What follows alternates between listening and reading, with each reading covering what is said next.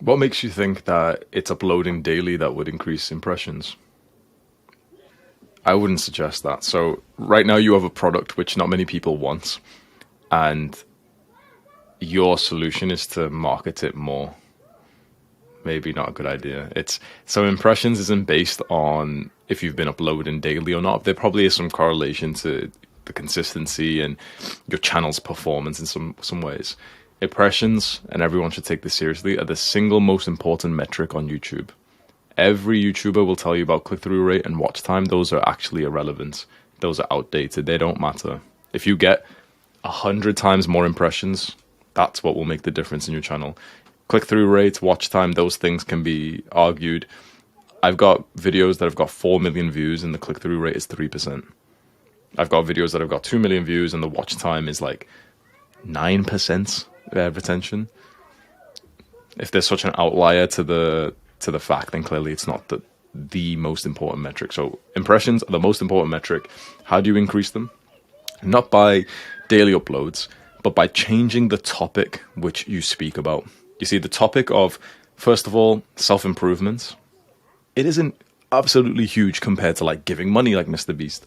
Then self-improvement with related to girlfriend, okay, you've niched it down. But then self-improvement related to girlfriends and the fact that you shouldn't get one, it's not really a popular topic. Now, if I made a video on that, it might still get 100k views, 200k views, but it would probably get 5 times less impressions than more of like a basic topic. Like, for example, 10 ways to increase testosterone.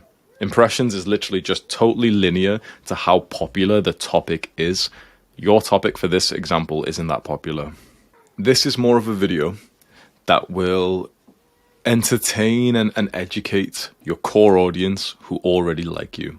This is not a video that will grow your channel. So you need to decide what your goal is.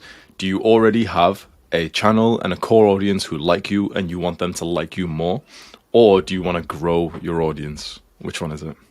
Videos like this won't actually help your goal. You're practicing, you're training for the wrong thing. You've got a football competition, football match coming up, and you're practicing basketball right now.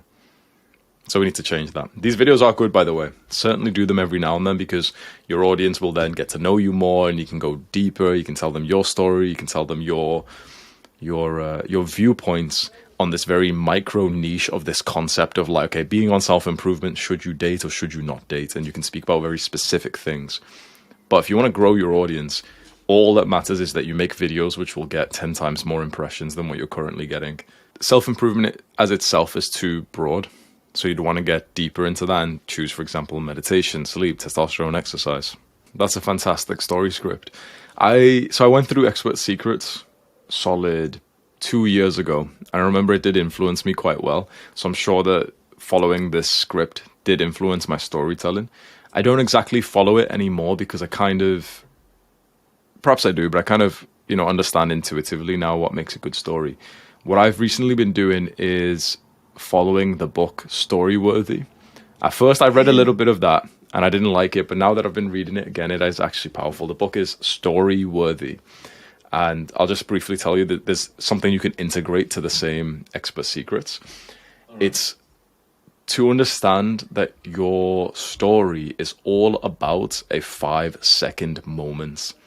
The point of a story is just to lead you to a specific 5-second moment of transformation. The story starts at the opposite point of the story ending. And it's all about like a 5-second moment where something has changed. So for example, you actually start at the end of the story. That's what I do now. So what is the total moment of transformation?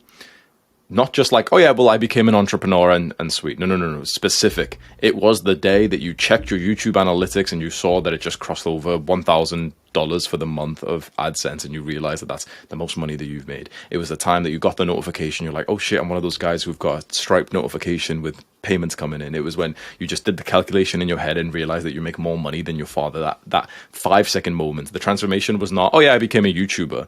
It was like the literal genuine 5 seconds of when something clicked and you were like, oh wow, I've actually changed as a person. Then you take the opposite of that and that's where you start your story. So for me, we can say a 5-second moment is a time I was in Portugal near the start of YouTube, like 2021, and I got an email for $6,000 from Skillshare. Whilst I'm there, the whole trip cost like 2,000 or something. And so I profited by going on holiday, not even like working whilst I was there. That's the 5 second moment of transformation, which made me feel like an entrepreneur. The start of that, what's the opposite of that? We can say it's a specific moment when I'm sat inside of work 2 years earlier in my full-time job. We can also say it's a specific moment 1 year earlier when I'm trying all these different businesses and I'm feeling frustrated that on this one particular day I woke up and just smoked weed all day, and at nighttime I was really disappointed in myself. So you still follow what you've said with expert secrets, but if you just want to like level that up one more, think about the 5 second moment that you'll talk about.